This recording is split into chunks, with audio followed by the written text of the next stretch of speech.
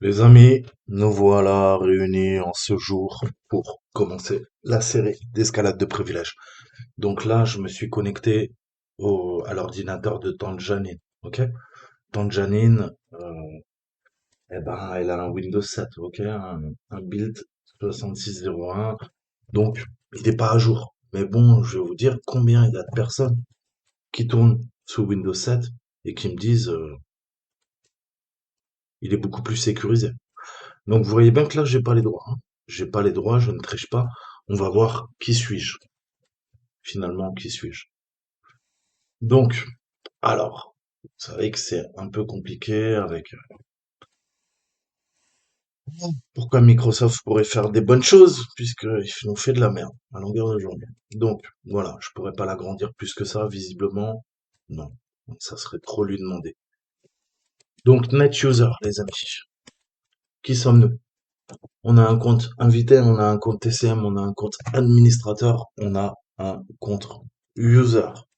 Donc, nous, vous imaginez bien que je suis le compte user, vu que je suis dans user. Donc, je ne triche pas, je me suis connecté à la machine. On va partir du principe que j'ai piraté la machine et j'ai eu accès à quoi? Bah, au compte user et j'ai eu son mot de passe pour me connecter en RDP. Malheureusement, vous savez bien que là, c'est qu'une partie du chemin qui est faite, ok? On doit terminer notre escalade de privilèges pour être des dieux dans la machine. Donc, on va se faire un petit système info. On va voir. Voilà, ça va nous charger un petit peu des trucs importants. Donc, ça tourne sur les serveurs Amazon. Ça, on s'en fout, c'est un Windows 7 professionnel. Donc, je pense qu'il est 64 bits, ok? Alors, laissez-moi vous montrer. D'abord, on va ouvrir l'invité de commande. Et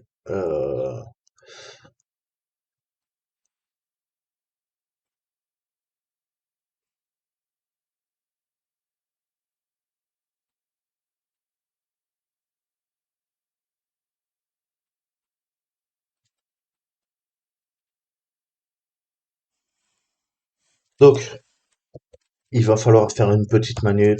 Vous pensez bien que c'est une machine Try Avec Me. Et donc, bah, ça demande une certaine préparation. Ça, on n'aura pas besoin de le faire dans la vraie vie. Pourquoi? Parce que ce n'est pas une machine virtualisée que vous allez attaquer. Ou si c'est le cas, bah, ça demandera des compétences supplémentaires. Ok? Encore une fois, les principes seront les mêmes pour attaquer une machine Windows 10 à jour. Cependant, vous imaginez bien que un paquet de failles auront été colmatées. Mais il est toujours bon de comprendre comment fonctionne l'attaque d'une machine Linux, Windows, ok? Pour avoir, je vous dis toujours, c'est comme une gymnastique, une mécanique. Vous devez être à l'aise pour ne pas bloquer déjà. Si vous savez ce que vous recherchez, eh ben vous serez beaucoup plus efficient lors d'une cyberattaque.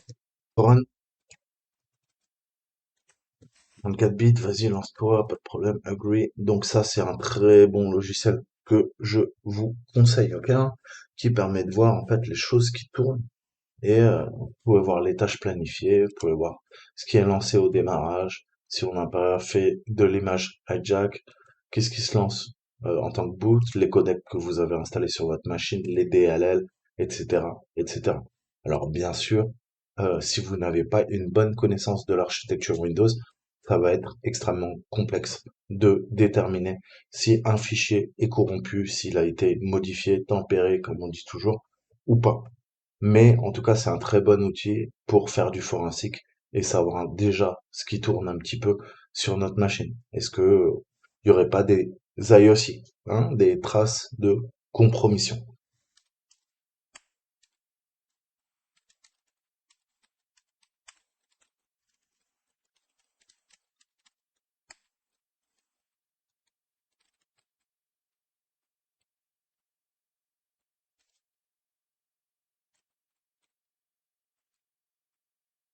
Donc on va lancer MSF.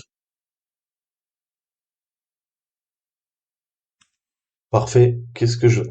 Je veux utiliser un multi-inlay. Ok, c'est ce que je vous conseille d'utiliser tout le temps. Le principe du multi, c'est qu'il est capable de gérer tout. N'importe quelle architecture. Ok? Là, on est passé en multi-inlay. Je vais lui dire, écoute, maintenant je veux ma charge utile. Je veux mon virus, et mon virus, bah, je sais que j'attaque quoi? J'attaque un Windows.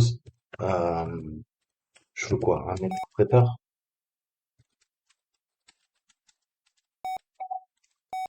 Et, et je vais attaquer en reverse TCP. Ok. Réflexe, show option, comme je vous le dis à chaque fois. Qu'est-ce que je veux? Host, ça c'est ma machine. Je vais lui dire quoi? Écoute, tu vas aller sur le tune 0. Tu vas utiliser le VPN. Sinon, vous mettrez ETH 0 si vous utilisez votre Ethernet, pas un VPN, et vous mettrez VLAN 0 si vous utilisez le Wi-Fi. Vous l'avez bien compris. Moi, j'utilise mon 10, 11, 26, ouais, 90. 10, 11, 26, 90. Je suis en VPN. Parfait. Qu'est-ce que je veux? Euh, je vais vérifier. Non, il est ouvert. Vous allez ouvrir quand même, je vous montre. Vous allez ouvrir sudo ufw hello 444. On va ouvrir le port Metasploit, comme on l'appelle. Le port Metasploit, c'est le 4444. Il est ouvert. Ok, moi il est déjà ouvert chez moi, c'est normal. Ensuite, eh ben là, on est bon. Ok, parfait. Donc là, je suis en train d'attendre et j'ai ouvert un multi-handler en reverse TCP. C'est mon listener, c'est un listener propriétaire. C'est le listener qu'on appelle Meter-Preter. C'est un des meilleurs listeners qui existent sur Terre. Vous pourrez faire énormément de choses. Il est bien plus puissant qu'un Net4. Maintenant, qu'est-ce qu'il faut que je fasse? Eh ben, il va falloir que je pousse, ok, mon payload. Le payload, c'est quoi? Ben, on l'a pas encore créé. On va s'en servir. Ok?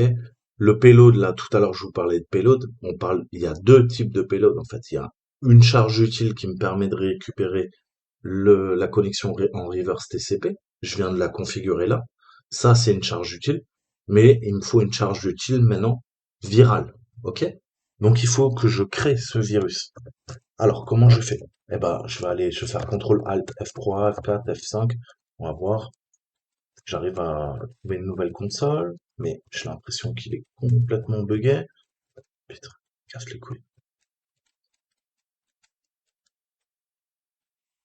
Oh, c'est en train de me saouler, c'est en train de me saouler.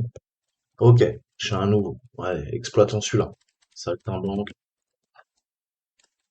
Alors, je suis désolé, hein, ça va être tout petit pour vous, mais je peux pas faire mieux, ça.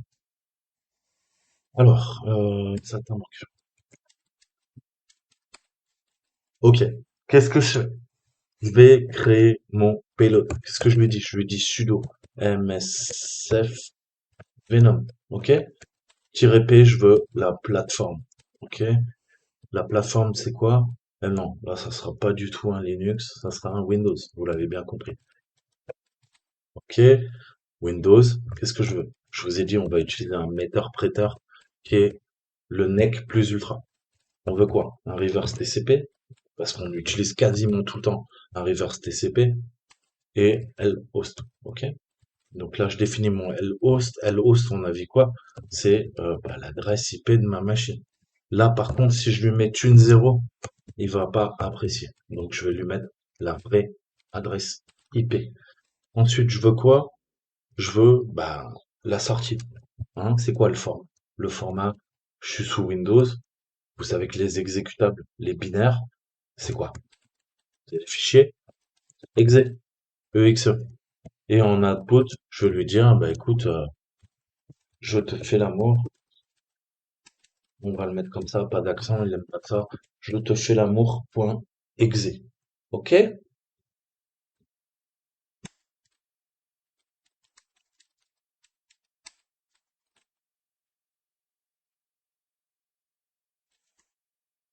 Ok. Donc il a créé le payload. Je te fais l'amour. Il est là. Je te fais l'amour. Il est en blanc. Ok. Qu'est-ce que je vais faire maintenant? Je vais faire un petit updog. On va l'héberger. Là, maintenant, j'ai un serveur sur le 90-90. Je vais retourner sur mon Windows et je vais venir pousser le payload. OK? Comment je le pousse? Bah, vous savez bien. On va abuser euh, du fichier exe. On va l'exécuter en fait, hein.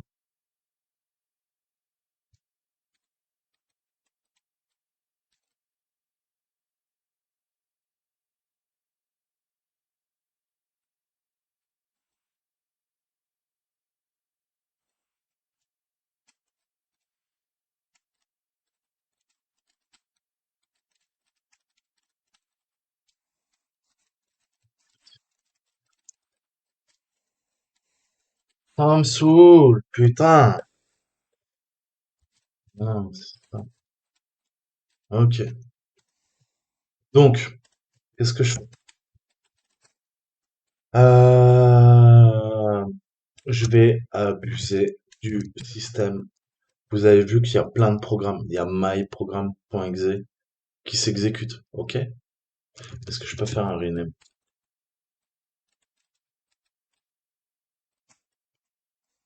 À la limite, il faudrait même que je le fasse directement là.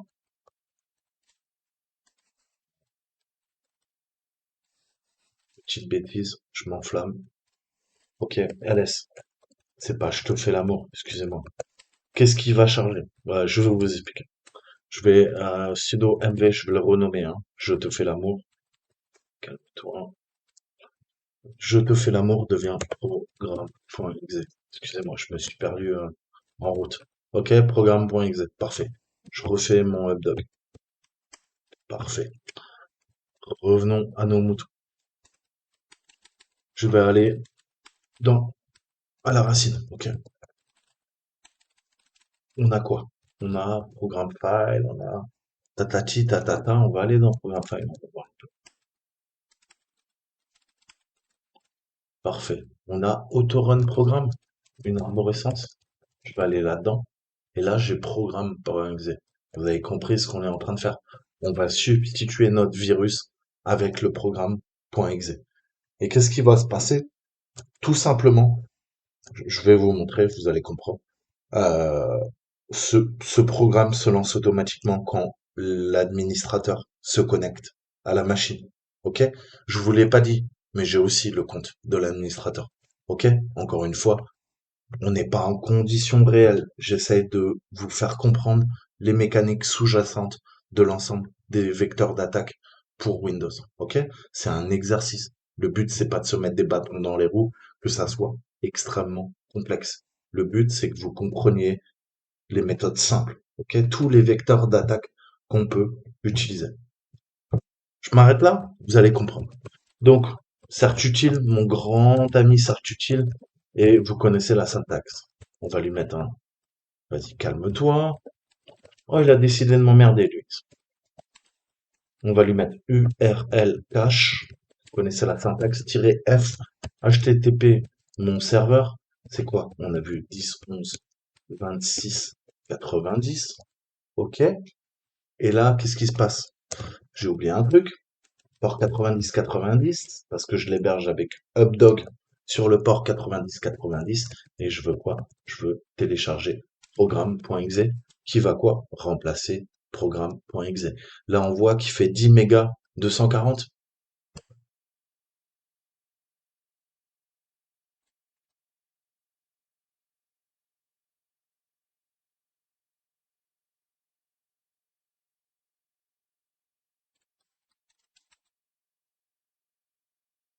Ok,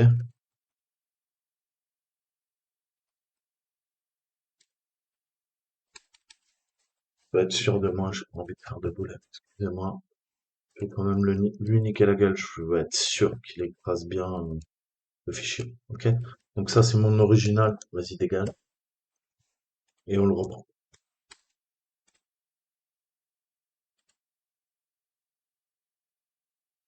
Là, je suis pas sûr qu'il l'apprend. Il le lit, mais il le prend pas. Non, on le cache comment? Tu te fous de ma gueule. Ah oui, il faut que je lui donne un nom. Programme.exe. Access denied.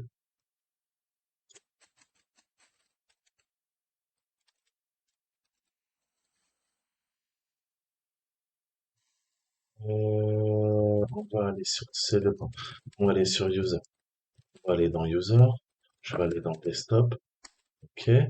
Je relance ma commande. Là, j'ai le droit d'écrire quand même. Là, j'ai le droit d'écrire. Et là, qu'est-ce que je fais? Je déplace. Ok. Donc, vous voyez très bien. Ok. Bon, là, je vous le dis, hein, j'ai le compte. J'ai le compte. Là, vous allez me dire, ouais, mais bon, en théorie, t'as pas le compte utilisateur. Comment ça se fait que tu peux faire ça? Euh, je suis d'accord. C'est un exercice, c'est pour vous montrer. Ok. Donc,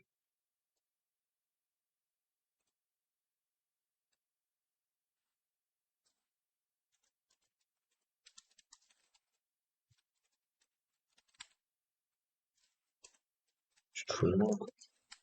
Si, ça écrit pas. Ah oui, il y a une majuscule. Autant pour. C'est un exemple. Encore une fois. Il y a d'autres techniques qu'il faudra parachever pour, bien sûr, parvenir à nos fins. Mais là, partons du principe que j'ai copié mon virus avec l'autre programme .exe. Ok? Qu'est-ce que je vais faire maintenant? Eh ben,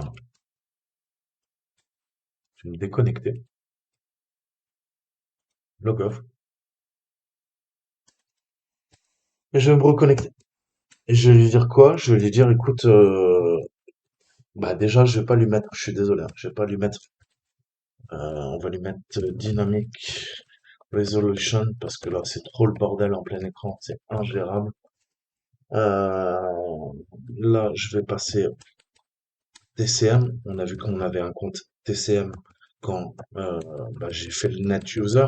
Si vous avez été un peu attentif. Et le mot de passe, en fait, c'est hacker 1, 2, 3. Rien de bien compliqué.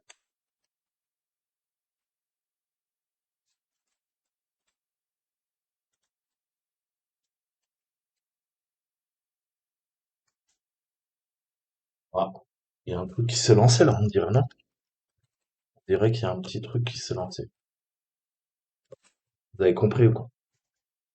Qu'est-ce qui s'est passé? Il s'est passé que on est les rois du pétrole.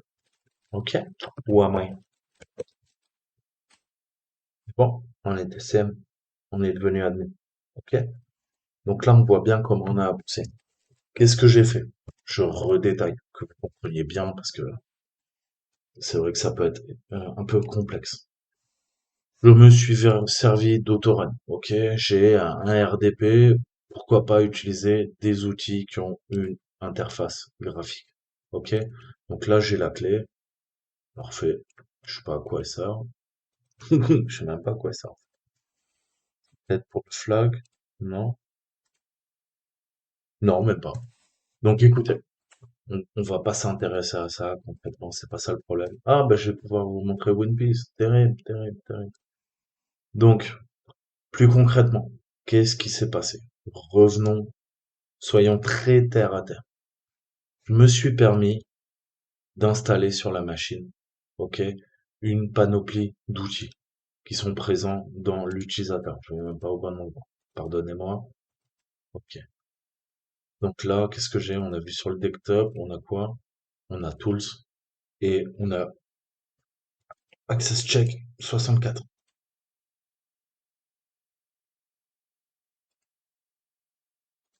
Non, je pense pas. Autorun, excusez-moi. Donc, qu'est-ce que j'ai vu? Le premier truc que j'ai fait, je suis allé dans Logon. Alors, je vous ai dit, oui, je fais une bidouille, ok? Parce qu'il faut que ça marche, parce que c'est une machine virtuelle. Mais qu'est-ce qu'on a vu? Alors là, je le vois pas. Pourquoi je le vois pas? Ah si, je le vois. Enfin, cool. Pour me dire ma bêtise. Qu'est-ce qui nous intéresse? C'est ça. My Program, ok? Je vais développer.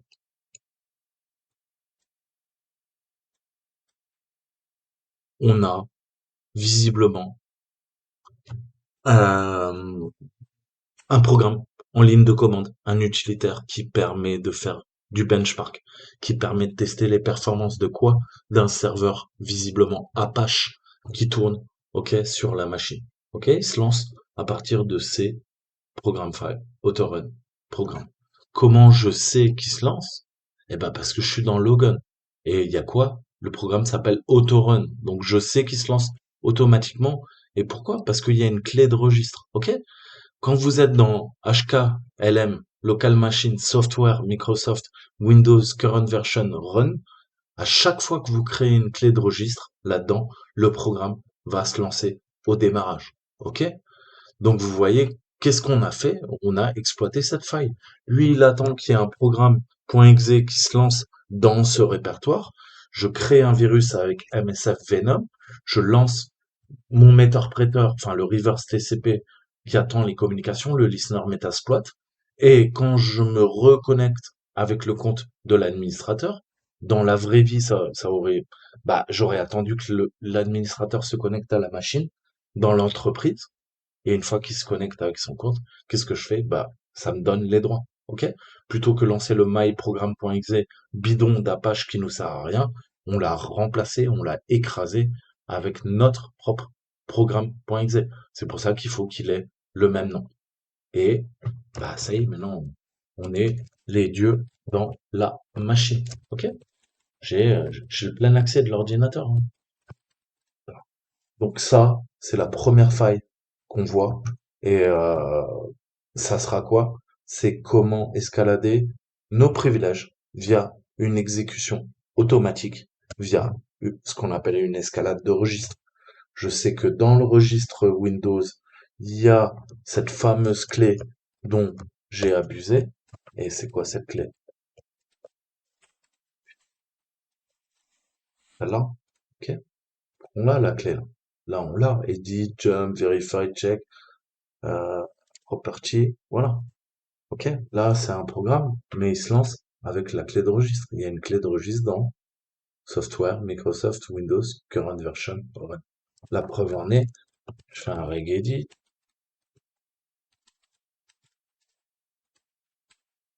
Ok, on a dit quoi? LM, on a dit quoi? Microsoft, Software, Microsoft, ensuite Current Version.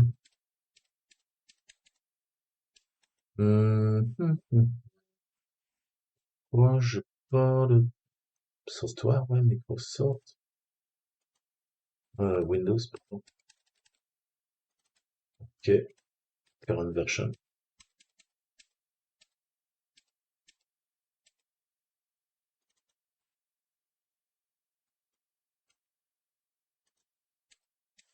Pourquoi j'ai pas mon Current Version? Oh, c'est en train de me saouler. Comment ça marche pas? Si, je suis dans le bon truc. Ok. Et là, on voit bien qu'on a la fameuse clé de registre. Ok. Donc, le premier truc à aller faire, c'est d'aller dans le registre, regarder s'il n'y a pas des clés. Et le plus simple pour escalader vos privilèges, c'est justement de regarder s'il n'y a pas des clés. Là, j'en ai deux. J'aurais pu utiliser le VMware Tool. Ok. Et créer un payload, créer un virus qui va escalader vos privilèges et soit vous le poussez en tant que simple utilisateur, soit vous attendez que l'administrateur se lance et là ça va se lancer, ok? Automatique. Donc voilà, c'était le premier type d'attaque.